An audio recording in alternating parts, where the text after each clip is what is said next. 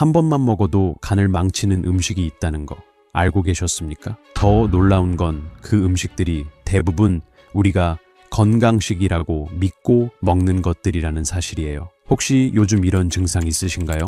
피로가 쉽게 쌓이거나 아침에 일어나도 개운하지 않거나 손바닥을 보면 뭔가 누렇게 보이거나 그게 다 간이 보내는 SOS 신호일 수 있습니다. 식사 후에 속이 더부룩하고 명치가 답답한 적 있으시죠? 밤에도 자다가 자꾸 깨고 자고 나도 피곤하고 나이 탓이라고만 생각하셨겠지만 사실은 간이 지쳐서 그런 걸 수도 있어요. 간은 하루에 무려 1500리터의 피를 걸러내면서 우리 몸속 독소를 정화하는 해독 공장입니다. 정수기 필터처럼요. 그런데 우리가 좋은 음식이라고 믿고 먹은 게 이 공장을 무너뜨리고 있다면 어떨까요? 생각만 해도 끔찍하죠. 오늘 이 영상 끝까지 보시면 첫째, 우리가 건강식이라고 착각했던 간 망치는 음식 4가지를 정확히 알게 되실 거예요. 둘째, 그리고 지금 당장 시작할 수 있는 간 건강을 지키는 생활 습관과 음식까지 알려드리겠습니다. 이 영상 하나면 여러분의 간 건강을 지킬 수 있는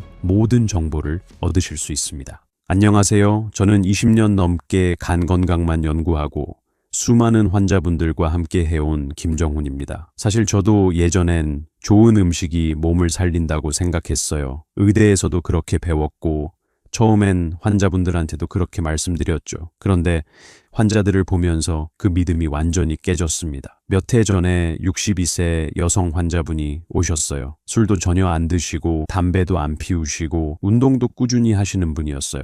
누가 봐도 건강하게 사시는 분이었죠. 그런데 검사 결과를 보는 순간 깜짝 놀랐습니다. 간 수치 정상의 3배나 되는 거예요. 뭔가 크게 잘못됐다는 신호였죠.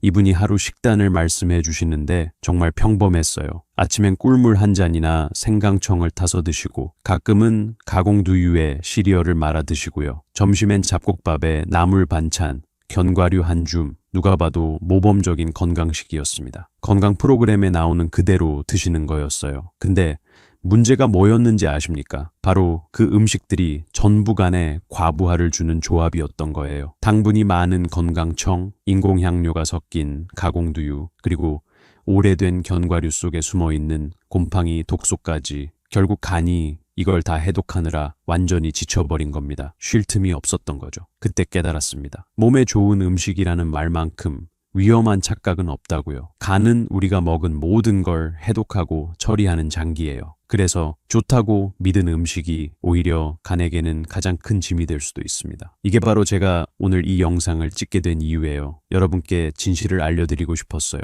간은 우리 몸의 정화 공장입니다. 이해하기 쉽게 설명드릴게요. 하루에도 약 1500리터의 피가 이 공장을 통과하면서 몸속 독소, 음식 첨가물, 약 성분, 지방을 모두 걸러냅니다. 정수기가 물을 정화하는 것처럼요. 이 공장이 제대로 돌아가면 피는 맑고 몸이 가벼워요. 하지만 문제는 우리가 건강식이라 믿는 음식들이 오히려 이 공장에 쉴 틈 없이 일을 시킨다는 거예요. 24시간 내내 돌아가는 공장을 상상해 보세요. 언젠가는 무너지겠죠. 예를 들어 볼게요. 정제된 당분이 많은 음식은 간이 독소로 인식해서 처리해야 하거든요. 각종 건강청, 가공두유, 시리얼에 섞인 향료나 식물성 유지도 마찬가지예요. 이게 다 간이 일일이 분해해야 하는 불필요한 업무가 되는 겁니다. 자동차 엔진을 생각해 보세요. 24시간 내내 쉬지 않고 돌리면 어떻게 되겠어요? 연기를 뿜어내고 과열되고 결국엔 고장나겠죠. 간도 똑같아요. 처음엔 피로와 더부룩함으로 나타나다가 나중엔 지방이 쌓이고 간세포가 하나둘씩 죽어가기 시작합니다. 이게 정말 무서운 거예요. 즉, 우리가 몸에 좋다고 믿으며 먹는 음식들이 간에게는 해독할 독소 목록으로 쌓이고 있는 겁니다. 간은 쉬지 못해 점점 상하고 결국 신호를 보내요. 피로, 소화불량, 손바닥에 노란빛 이런 작은 경고로요. 근데 대부분의 분들이 이 신호를 나이 탓으로 돌리세요. 나이 먹으니까 그렇지 뭐 이렇게요. 그게 가장 위험한 겁니다. 간은 침묵의 장기라고 불러요. 70% 이상 망가져도 증상이 거의 없거든요. 이번엔 또 다른 분의 이야기를 들려드릴게요. 69세 이모 어르신인데요. 평생 성실하게 살아오신 분이었습니다. 퇴직 후엔 건강을 위해 등산도 다니시고 매일 잡곡밥에 나물 반찬, 견과류 한 줌, 건강즙 한 잔으로 식단을 챙기셨어요. 겉으론 누구보다 건강해 보이셨죠. 교회에서도 건강 관리 잘하신다고 칭찬받으셨대요. 그런데 어느 날부터인가 몸이 조금씩 이상해졌습니다. 아침에 일어나면 머리가 무겁고 눈이 잘 안 떠지고, 밥을 먹고 나면 속이 더부룩하고 명치가 눌린 듯 답답했어요. 밤엔 자주 깨고 자고 나도 개운하지 않았죠. 한두 시간마다 깨서 화장실 가고 다시 자려고 해도 잠이 안 오고, 이런 날이 반복되니까 낮에도 힘드셨대요. 무엇보다 어르신이 가장 힘들어했던 건 이유 없이 피로가 쌓이는 느낌이었습니다. 밥도 잘 먹고 운동도 하는데 왜 이렇게 무겁지? 자식들한테 말하기도 뭐하고 그냥 혼자 끙끙 앓으셨대요. 결국 자식분들이 걱정돼서 억지로 모시고 왔어요. 검사 결과를 보니까 간 수치인 AST랑 ALT가 정상에 2배가량 올라 있었고, 초음파 외선지방간 초기 소견이 보였습니다. 술도 안 드시는 분인데 말이에요. 이상하죠? 근데 이런 분들이 요즘 정말 많아요.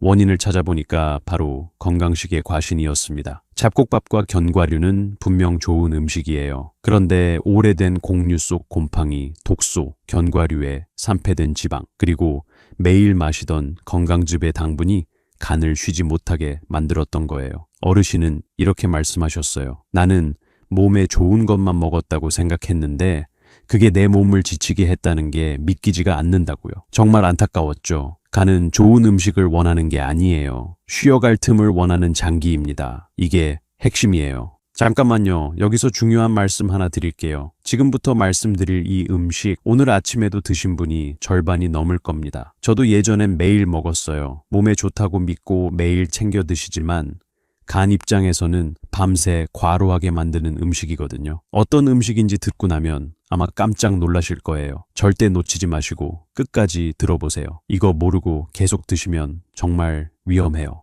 첫 번째 부류는 간을 지치게 만드는 음식들이에요. 그 중심에는 바로 당과 탄수화물이 있습니다. 우리가 단맛을 느낄 때 간은 그 뒤처리를 담당해요. 그런데 이 단맛이 많으면 간은 밤새 일하게 됩니다. 휴식이 없는 거죠. 먼저 꿀과 건강청 얘기부터 해볼게요. 꿀은 천연 감미료라 몸에 좋다고 생각하시죠? 저도 예전엔 그렇게 생각했어요. 아침마다 꿀물 한 잔씩 마시고 했거든요. 근데 간은 그렇게 받아들이지 않아요. 꿀 속에 들어있는 과당, 영어로 프룩토스라고 하는데요. 이게 문제예요. 이 과당은 오직 간에서만 대사가 됩니다. 몸의 다른 기관이 거들어주질 않아요. 포도당은 온몸의 세포가 다 사용할 수 있는데 과당은 간만 처리해야 돼요. 그래서 과당이 많아지면 간이 그걸 지방으로 바꿔 쌓아두는 수밖에 없는 겁니다. 처리가 안 되니까요. 하버드 대학교에서 식이 연구를 했는데요. 거기서 밝혀진 게 있어요. 하루에 꿀을 2스푼 이상 섭취한 사람은 지방간 발생 위험이 약 1.8배 높았대요. 거의 2배 가까이 높은 거죠. 게다가 요즘 많이 드시는 매실청, 생강청, 레몬청 같은 건강청도 문제예요. 이것도 천연이라고 안심하시는데 청 한 스푼에는 각설탕 4개 분량의 당이 들어있어요. 상상해보세요. 각설탕 4개를 물에 타서 마시는 거나 마찬가지예요. 매일 이렇게 마시면 간이 그 당을 전부 해독하느라 쉴 틈이 없습니다. 겉보기엔 천연식품이지만 간 입장에선 달콤한 업무 과중이에요. 일거리만 자꾸 늘어나는 거죠. 결국 이런 음식이 쌓이면 어떻게 될까요? 피로가 풀리지 않고 속이 더부룩해지고 손바닥이나 피부에 노란빛이 도는 이유 없는 피로가 찾아옵니다. 그건 나이가 아니라 간이 지쳤다는 신호예요. 그럼 꿀을 완전히 끊어야 하냐고요? 아니에요. 완전히 끊을 필요까지는 없습니다. 대신 하루 한두 티스푼, 그러니까 외서 10g 정도만 드세요. 숟가락으로 살짝 뜨는 정도요. 매일보단 이틀에 한 번, 달달한 게 정말 필요할 때만 드시는 게 좋아요. 그 정도면 간이 충분히 감당할 수 있거든요. 건강청은 더 주의가 필요해요. 희석전 기준으로 한 스푼, 15ml 이하로 드시고요. 주 2, 3회 정도가 적당합니다. 매일 마시는 대신 물에 넉넉히 희석해서 간의 부담을 줄여주세요. 단게 당길 때는 보리차나 따뜻한 홍차를 한 잔 마셔보세요. 몸이 훨씬 가볍고 간이 숨을 쉬는 느낌을 받으실 거예요. 저도 요즘은 그렇게 하고 있어요.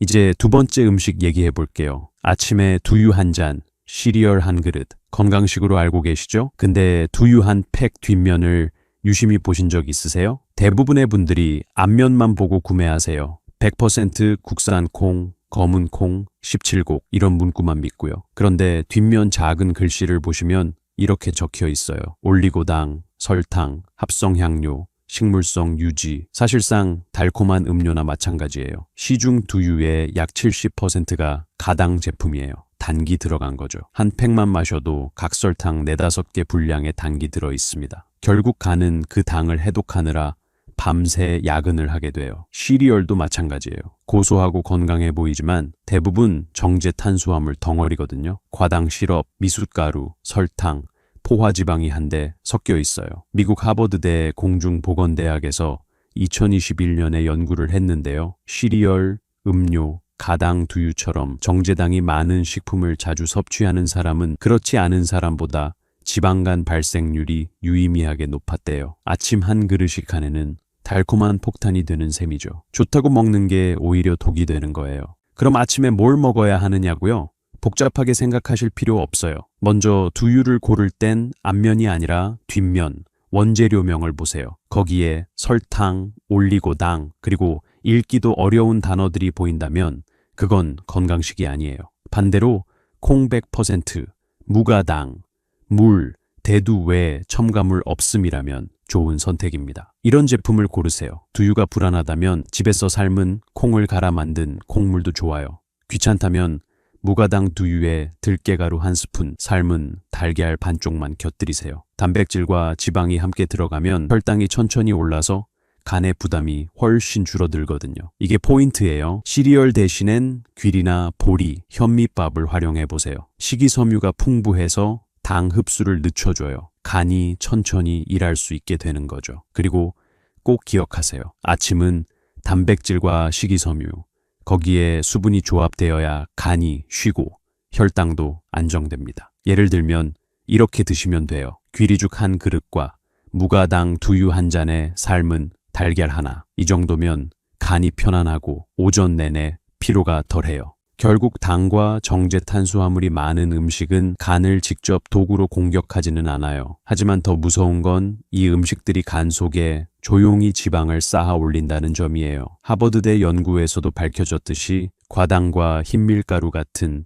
단순 탄수화물은 간에서 지방으로 전환되어 비알코올성 지방간의 주된 원인이 됩니다. 그렇게 쌓인 지방은 간세포 사이를 막아서 해독 효율을 떨어뜨리고 결국 피로감, 소화불량, 면역 저하로 이어지게 돼요. 이게 바로 첫 번째 부류, 달콤하지만 위험한 달콤한 함정입니다. 여러분, 절대 속지 마세요. 자, 지금부터 말씀드릴 두 번째 부류는 훨씬 더 위험해요. 이건 단 한 번만 먹어도 간세포가 직접 손상될 수 있거든요. 첫 번째 부류는 천천히 망가뜨리는 거였다면 이건 바로 타격을 주는 거예요. 더 무서운 건 이 음식들이 겉으로 보기엔 너무나 평범하다는 거예요. 냉장고나 찬장에서 여러분도 이미 가지고 있을 가능성이 큽니다. 세 번째는 오래되거나 오염된 견과류와 곡류입니다. 견과류는 건강식의 상징처럼 여겨지죠. TV에서도 매일 먹으라고 하고 건강 프로그램마다 강조하잖아요. 하지만 보관이 잘못되면 그 순간부터 간에 독이 되는 음식으로 바뀝니다. 이게 진짜 무서운 거예요.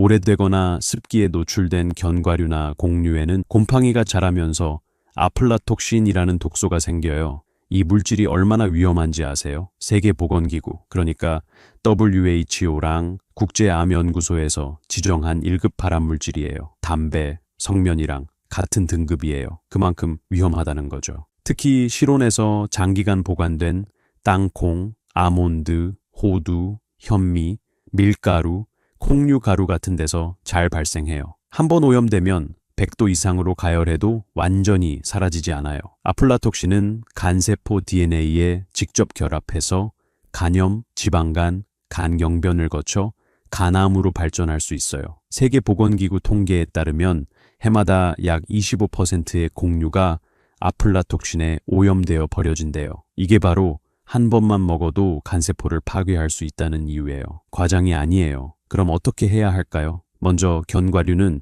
냉장 보관보다 냉동 보관이 더 안전해요. 섭씨 4도 이하의 냉장 보관도 좋지만 자주 드시지 않는다면 냉동실에 넣어두세요. 냉동 상태에서도 고소한 맛과 영양은 거의 변하지 않아요. 걱정하지 마세요. 보관할 때는 지퍼백이나 밀폐 용기에 넣고 공기를 최대한 뺀 뒤에 습기 차단제, 그러니까 실리카겔을 함께 넣어주세요. 식품용 제습제요. 이렇게 하면 곰팡이 냄새나 쩐내가 생길 확률이 90% 이상 줄어들어요. 온라인이나 다이소에서도 쉽게 구매할 수 있어요. 공유는 건조하고 통풍이 되는 용기가 좋아요. 습한 주방 하단보다는 햇빛이 닿지 않는 찬장 위쪽에 두는 게 가장 좋습니다. 냄새가 조금이라도 눅눅하다거나 비릿하다 느껴지면 미련 없이 버리세요. 그 한 줌의 아까움이 간에는 치명적일 수 있어요. 몇천 원 아끼려다 몇백만 원 병원비 쓸 수도 있습니다. 견과류나 곡류를 사실 때도 주의하세요. 투명 포장 상태에서 곰팡이 자국이 없는지 확인하시고요. 제조일자가 3개월 이상 지난 건 피하세요.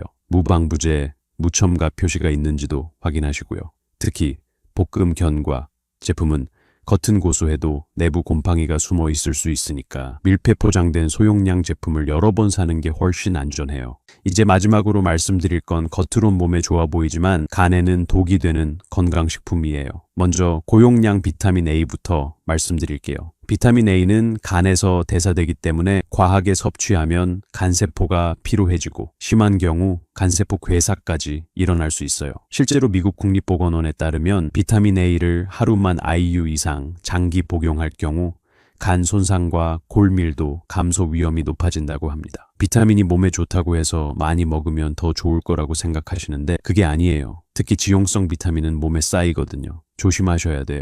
그 다음은 돌미나리즙, 웅진쑥, 상황버섯, 다슬기즙, 녹즙 같은 생즙 형태의 민간요법 식품들이에요. 이건 더 위험해요. 이 즙들에는 간에서 해독해야 하는 식물 독성 성분이 들어있어요. 알칼로이드, 사포닌, 배당체 같은 물질이요. 이름만 들어도 어렵죠? 간은 독소를 분해하는 해독 공장이에요. 그런데 이런 독성 물질이 매일 들어오면 결국 공장이 과열돼 버려요. 버틸 수가 없는 거죠. 특히 다슬기즙은 간흡충이라는 기생충 감염 위험 때문에 질병관리청과 WHO가 모두 섭취를 권하지 않아요. 실제로 간흡충 감염자의 90% 이상이 민간요법용 생식 다슬기를 섭취한 사람으로 보고된 적도 있어요. 그럼 생즙은 다 안 좋은 건가요? 아니에요. 모든 생즙이 나쁜 건 아니에요. 문제는 고농축, 장기 섭취, 검증되지 않은 재료예요. 시중에 100% 과일이나 채소 착즙 주스, 무첨가 제품은 괜찮아요. 하지만 야생초, 약초, 민간 약재를 갈아 만든 생즙은 성분 분석이 안 되어 있고 간뿐 아니라 신장에도 독성을 줄 수 있거든요. 특히 간 질환이 있거나 60세 이상 고령자, 당뇨나 고혈압이나 신장질환 있는 분들은 이런 생즙이나 건강식품이 약물 대사를 방해해서 간 수치를 급격히 올릴 수 있어요. 즉, 간이 약해진 사람일수록 이런 식품은 더 위험합니다. 역설적이죠? 간이 안 좋아서 먹는 건데 그게 간을 더 망치는 거예요. 그런데 즙 마시고 낫다는 사람들도 있던데요. 라고 물어보시는 분들 많으세요. 맞아요. 주변에 그런 분들 있죠. 문제는 이런 민간요법이나 생즙 먹고 질환이 나았다는 주변의 경험담 때문에 더 믿게 된다는 거예요. 다슬기즙 마시고 관절이 좋아졌다더라. 웅진쑥 다려 먹고 혈압이 내렸다더라. 이런 말을 들으면 혹할 수밖에 없죠. 저도 이해해요. 하지만 이런 경험은 의학적으로 검증되지 않은 개인 사례일 뿐이에요. 대부분은 시간이 지나며 자연적으로 호전된 경우이거나 기존 치료 덕분에 좋아졌는데 민간요법의 효과로 착각한 경우가 많아요.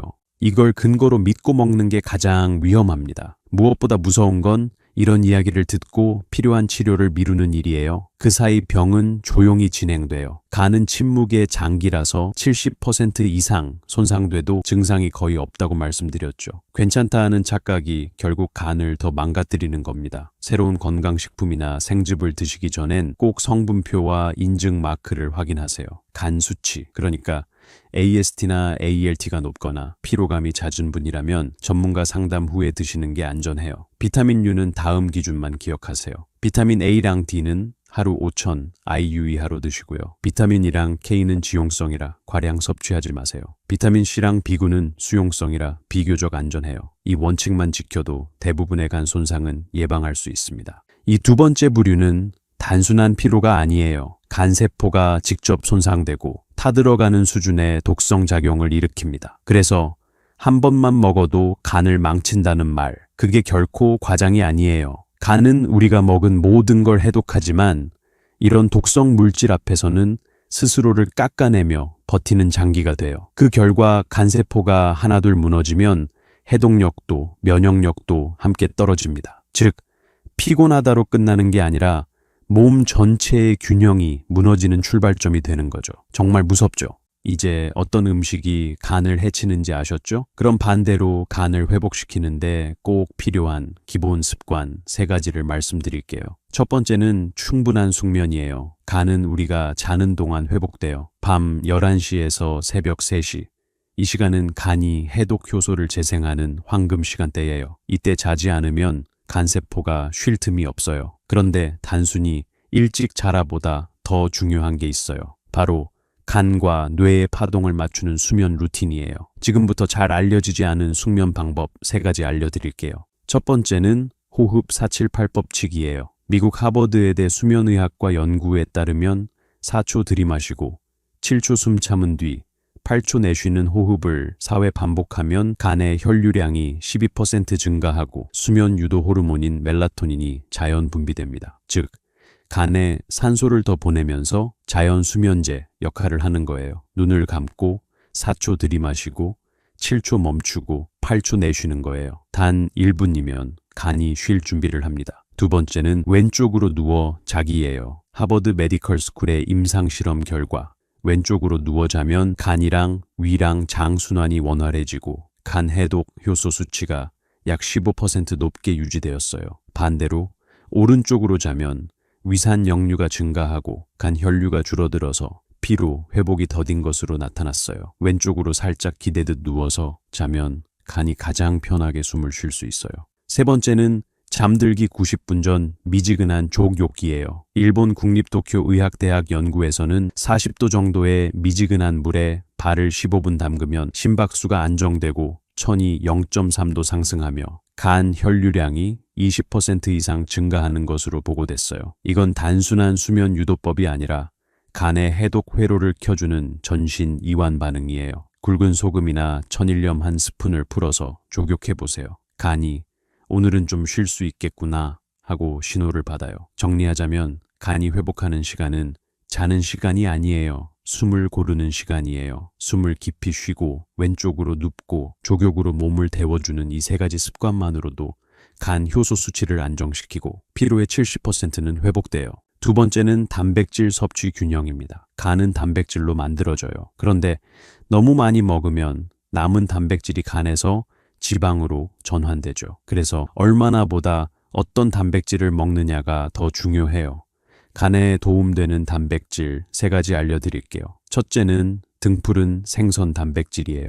등푸른 생선에 들어있는 단백질은 필수 아미노산과 오메가3 지방산이 함께 들어있어서 간세포 재생을 도와줘요. 특히 오메가3는 간, 내 염증을 줄이고 지방간 위험을 25에서 30% 낮춘다는 연구도 있어요. 고등어, 꽁치, 연어 일주일에 3번만 드셔도 간세포가 더 깨끗하게 정리된다고 보시면 돼요. 둘째, 식물성 단백질이에요. 두부, 콩, 렌틸콩 같은 거요. 콩 단백질은 간의 효소 균형을 안정화시키는 효과가 있어요. 식물성 단백질 위주 식단을 꾸준히 유지한 사람은 여러 연구에서 간지방의 증가 위험이 낮았다는 결과가 보고됐어요. 특히 렌틸콩에는 간 해독 효소를 활성화하는 글루테이치온 생성에 필요한 황함유 아미노산이 풍부해요. 두부 반모, 삶은 콩 반컵, 하루에 이 정도면 충분해요. 셋째, 달걀 단백질이에요. 특히 흰자요. 달걀은 간세포 재생에 필요한 메티오닌, 시스테인을 가장 고르게 갖춘 완전 단백질이에요. 특히 흰자는 지방이 거의 없어서 간에 부담을 주지 않아요. 단,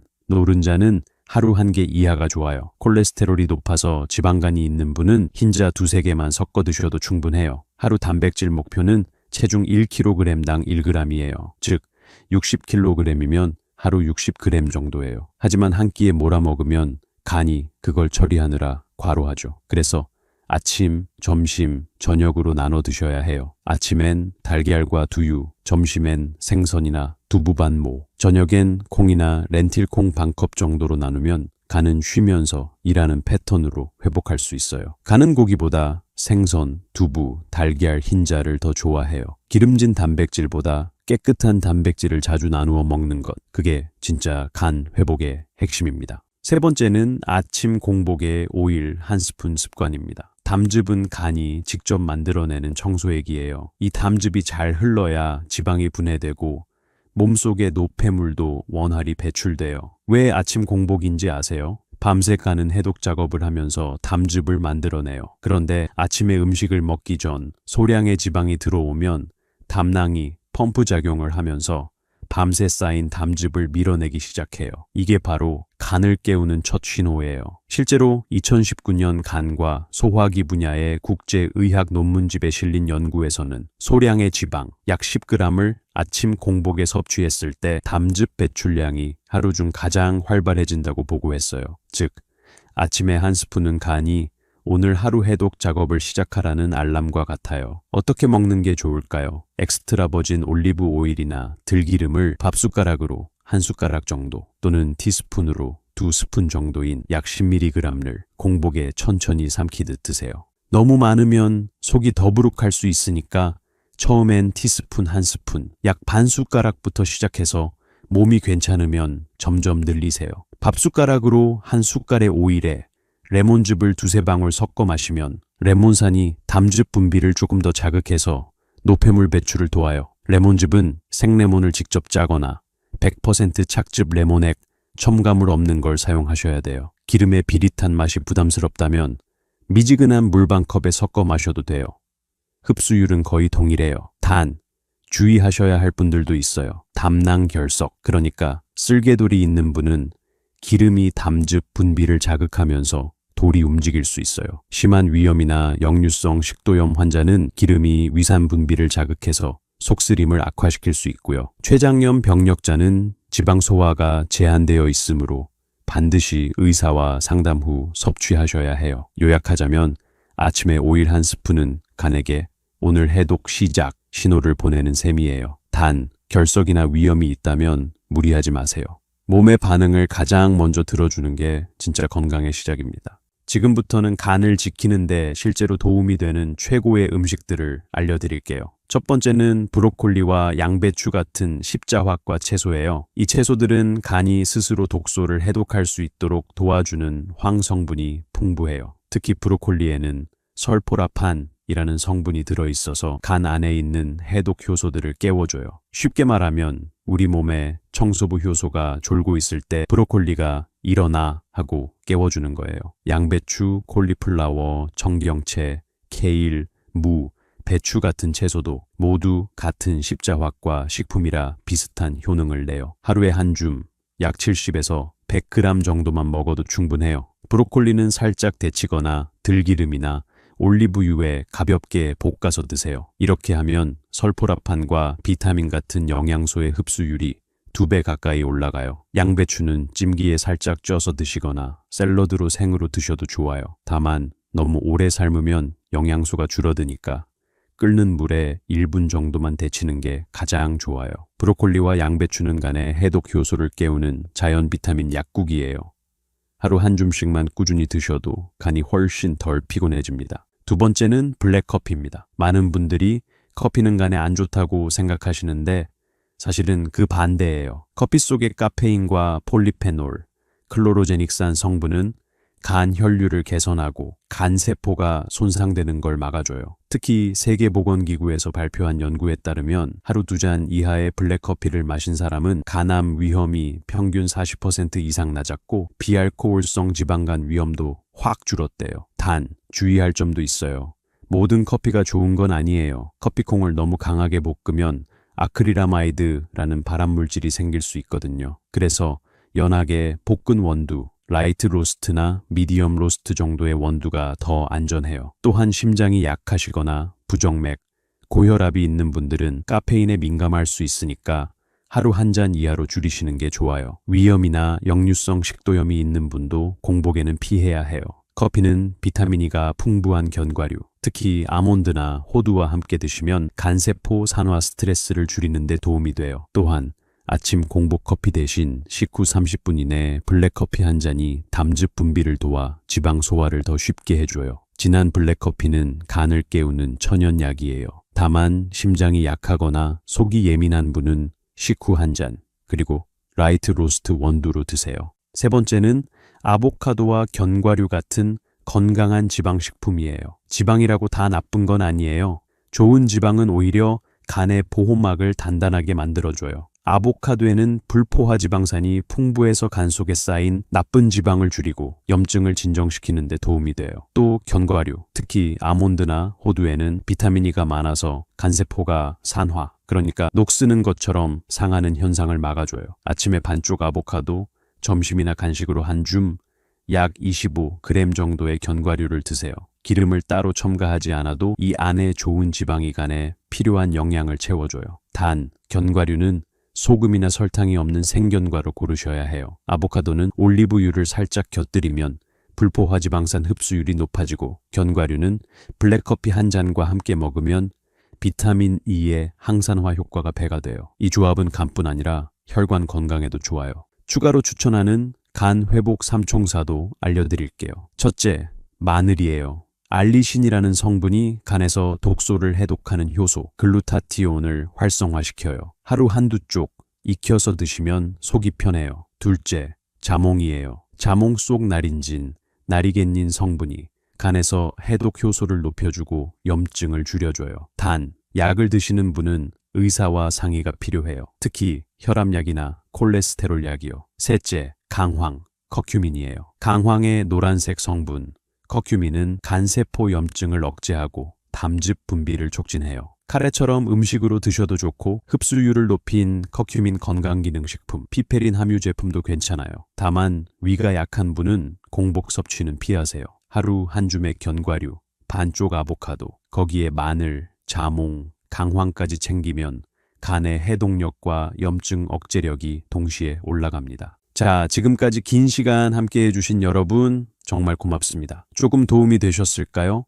오늘 이야기 중에서 꼭 기억하셔야 할 5가지 간단하게 정리해 드릴게요. 첫째, 간을 지치게 하는 달콤한 함정이에요. 꿀, 건강청, 가공두유, 시리얼처럼 건강식으로 착각한 음식들이죠. 당과 정제 탄수화물이 간을 피로하게 만들어요. 둘째, 간을 직접 손상시키는 독성 음식이에요. 오래된 견과류나 곡류의 곰팡이 독소, 검증되지 않은 건강기능식품과 민간요법은 간세포를 파괴할 수 있어요. 셋째, 간을 회복시키는 핵심 습관이에요. 숙면, 균형 잡힌 단백질, 아침에 좋은 지방 한 숟가락, 올리브유 또는 들기름과 레몬즙이에요. 넷째, 간이 좋아하는 음식이에요. 브로콜리, 양배추, 블랙커피, 아보카도, 견과류, 그리고 마늘, 자몽, 강황은 해독 효소를 높이고 염증을 줄여줘요. 다섯째, 매일 실천할 수 있는 작은 습관이에요. 478 호흡법, 왼쪽으로 누워 자기,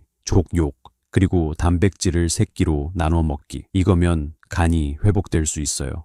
여러분, 간은 조용히 망가지지만 회복도 조용히 일어나요. 오늘부터 단 한 가지라도 실천해 보세요. 숙면, 단백질 균형, 그리고 좋은 지방 한 스푼. 그 작지만 꾸준한 습관이 여러분의 간을 평생 지켜줄 거예요. 저도 환자분들 진료하면서 느껴요. 작은 습관 하나가 사람의 인생을 바꾼다는 걸요. 간 수치가 정상으로 돌아오신 분들, 피로가 사라졌다고 하시는 분들, 그분들 다 약을 먹어서가 아니에요. 생활 습관도 함께 바꿔서입니다. 저는 내일 아침에도 올리브유 한 숟갈 루틴으로 하루를 시작할 겁니다. 간이 오늘도 편하다고 말할 수 있도록 꾸준히 이어가 보려고 해요. 여러분은 어떤 습관부터 시작하시겠어요? 댓글에 간지킴이라고 남겨주세요. 여러분의 실천을 함께 응원하겠습니다. 그리고 오늘 영상이 도움이 되셨다면 피로하거나 몸이 무겁다고 하시는 분, 간 건강을 걱정하는 가족과 지인에게 꼭 공유해 주세요. 여러분의 한 번의 클릭이 누군가의 간을 살릴 수도 있어요. 다음 영상에서는 의사들도 놀란 간이 스스로 젊어지는 해독 루틴 3단계를 공개하겠습니다. 약도 필요 없고 보충제도 필요 없어요. 단 7일이면 피로가 사라지고 간 수치가 내려가요. 실제로 검증된 방법이에요. 꼭 기대해 주시고요. 구독 버튼 눌러주시면 알림으로 바로 받아보실 수 있어요. 항상 행복하시고요. 오늘 내용이 도움이 되셨다면 좋아요 한번 꾹 눌러주세요. 여러분의 좋아요 하나가 영상을 만드는 저에게는 큰 힘이 됩니다. 오늘도 끝까지 함께 해주셔서 정말 감사합니다. 여러분의 건강한 말년복을 진심으로 응원합니다.